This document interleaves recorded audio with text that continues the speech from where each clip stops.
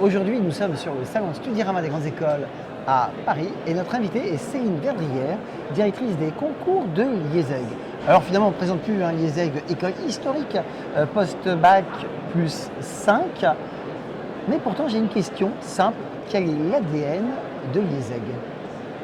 Alors l'IESEG, c'est une école familiale en fait, dont le programme Grande École a été créé en 1978, qui était une école pionnière dans le format post-bac. Et l'ADN de l'IESEG, elle tourne autour de ces valeurs, comprises autour de l'acronyme ARISE, donc des valeurs d'accomplissement, de responsabilité, d'intégrité, de solidarité et d'engagement. Et ces valeurs, elles sont diffusées au sein des enseignements académiques par les professeurs de l'école, mais elles sont aussi pleinement incarnées par les équipes pédagogiques, les équipes d'accompagnement de nos étudiants à travers tous les services que l'on propose. L'ADN de l'IESEG, c'est également, je dirais, quelques mots-clés, vraiment, cette dimension internationale forte. Donc l'IESEG, c'est une école en France qui n'a pas de campus à l'étranger, mais qui a une dimension internationale extrêmement forte en interne, avec un nombre d'étudiants internationaux important, 85% du corps professoral qui n'est pas français, et puis un réseau très dense d'universités partenaires. Il y a l'excellence académique aussi qui est portée par nos professeurs, par nos experts entreprises qui viennent apporter leur expertise métier. Et puis, je dirais aussi, le programme Grande École de l'IESEG, c'est un format all-inclusive. C'est-à-dire? Un peu comme quand on part en vacances, tout compris, c'est-à-dire que vous rentrez dans le programme de l'IESEG, vous avez à la fois un package académique fort, un package terrain en entreprise, un package international avec les cours en anglais, etc. Et la vie étudiante avec l'engagement associatif fort. Alors on rappelle que l'IESEG c'est deux grands campus, le campus historique dans le nord à Lille et puis effectivement maintenant un grand campus à Paris. Alors vous êtes connu effectivement historiquement comme une des meilleures écoles post-bac en 5 ans. Vous êtes un peu moins connu sur un autre aspect qui est l'aspect des admissions parallèles, le fait qu'on puisse rejoindre l'IESEG avec un bac plus 2 ou un bac plus 3 en poche. Je vous remercie de le souligner parce qu'effectivement l'IESEG est vraiment connu pour un programme post-bac, mais on peut rentrer en admission parallèle après un bac plus 1 en deuxième année, après un bac plus 2 en troisième année et après un bac plus 3 en master. Alors, l'admission post-bac se fait via le concours Access, qui regroupe 3 grandes écoles, je rappelle, l'IESEG, mais aussi ESK et GESDES.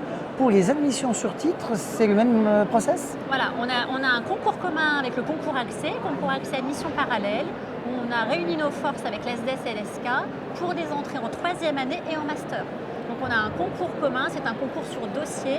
On va demander les mêmes pièces aux candidats qui postulent pour 1, 2 ou 3 écoles. Et si les candidats sont retenus, ils viendront passer des épreuves orales dans nos écoles.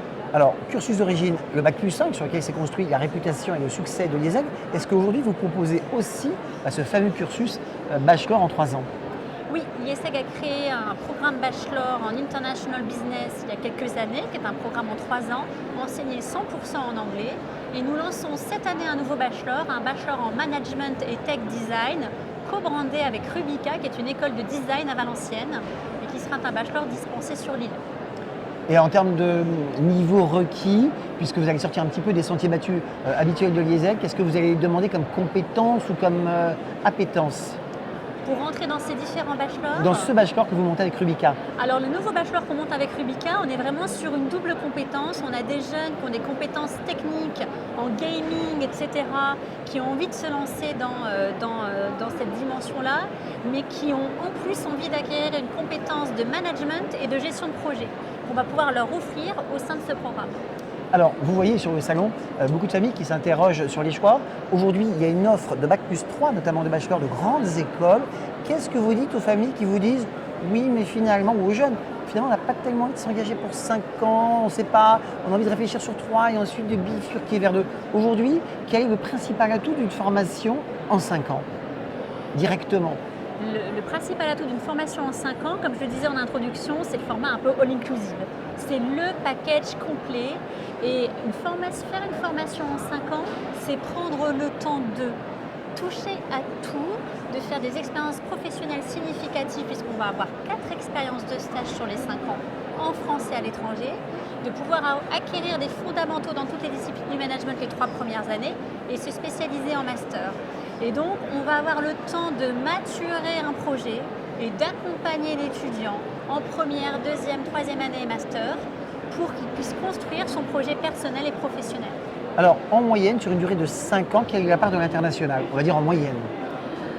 J'ai un échange universitaire obligatoire, 6 mois ou 1 an, et 6 mois de stage en entreprise à faire à l'étranger.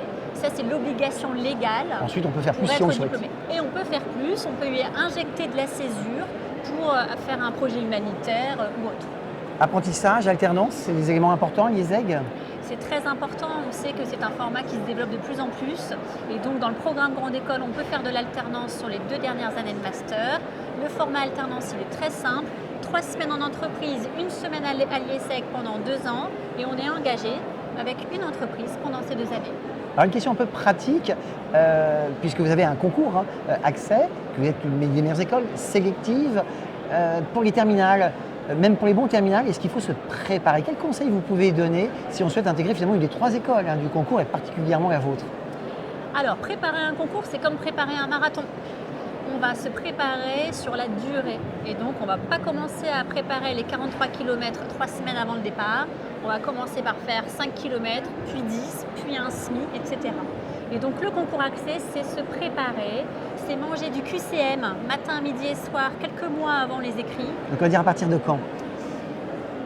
Janvier au plus tard. Janvier au plus tard. Janvier au plus tard, et donc on travaille les exercices de QCM qui sont disponibles sur le site du concours accès, et s'entraîner sur les 4 ou 5 dernières éditions, c'est mettre vraiment toutes les chances de son côté pour réussir les écrits. Même si on a un très bon terminal, conseil, travaille un peu les QCM à partir de janvier. Ah oui, il faut vraiment, quel que soit le niveau, parce que ce n'est pas un exercice facile. Sylvie Adrière, on arrive au terme de cet échange. Si on devait résumer en une phrase que vous avez envie de dire aux familles ou aux jeunes qui nous écoutent concernant l'IESEG. Si vous avez envie d'être les changemakers pour une société meilleure demain, rejoignez les programmes de l'IESEG. Et puis, assistez aux journées portes ouvertes. Venez nous voir aux journées portes ouvertes qui sont disponibles sur notre site internet. Sylvie Adrière, merci. Merci.